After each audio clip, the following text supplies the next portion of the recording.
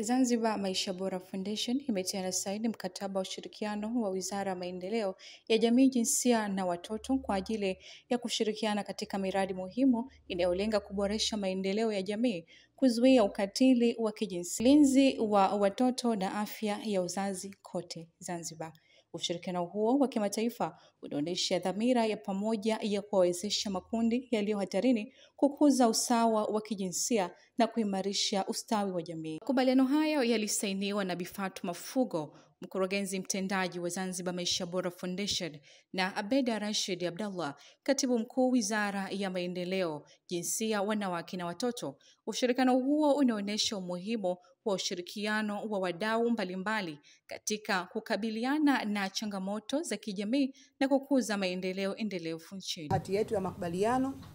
na hii itakuwa ya miaka 5 au miaka 7 ijayo mpaka mwaka 2030 kuanzia sasa hivi. Kwa hiyo nawashukuru sana, lakini lengo kwamba tunaangalia ustawi wa wananchi, ustawi wa watoto na ustawi wa jamii kwa ujumla. Lakini kuna jambo kubwa zaidi pia, kuna masuala ya kuona kwamba tunakuwa na mfumo wa masuala ya udhalilishaji wa kijinsia, ambayo hiyo ndio tutaweza kupata taarifa na takwimu haswa jinsi gani hizi kesi za udhalilishaji zinavyoendelea hapa Zanzibar. Kwa hiyo ni mfumo ambao pia utaweza kuonyesha pia hali halisi iliyoko katika jamii yetu, wapi tupo, tunaelekea wapi na nini tufanye, kwa sababu na imani kupitia huo mfumo wa database hiyo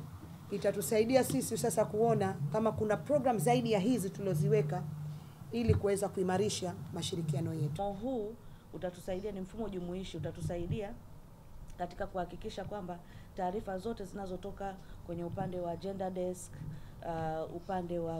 one stop centers, upande wa hospitali, zote zinakuwa jumuishi na zinaweza kusomwa na Wizara ya Maendeleo ya Jamii na kuweza pia kufuatilia katika hatua zinazofuata, aidha kama kwa upande wa hospitali mtu anapatiwa matibabu, lakini pia hata kwa upande mwingine, kwa mfano kesi imefika mahakamani, basi kuhakikisha kesi ile mpaka inakwenda mpaka mwisho, kama basi hukumu imepatikana tukajua, lakini pia itakapokuwa imeishia, ili kuhakikisha kwamba changamoto zinazotokana na kesi za udhalilishaji basi tunazitatua kwa kiujumla na kwa mara moja. Sio kesi siku zote tunasikia zimebaki njiani. Kwa hiyo mfumo huu utatusaidia vizuri sana, na mfumo huu utakuwa ni kuna vipengele ambao utakuwa ni kuna dashboard ambayo itaweza kwa mtu yoyote yule kuweza kujua hivi sasa tuna kesi ngapi hadi kufikia dakika hii ninayozungumza, kesi ngapi ambayo imeripotia sasa hivi.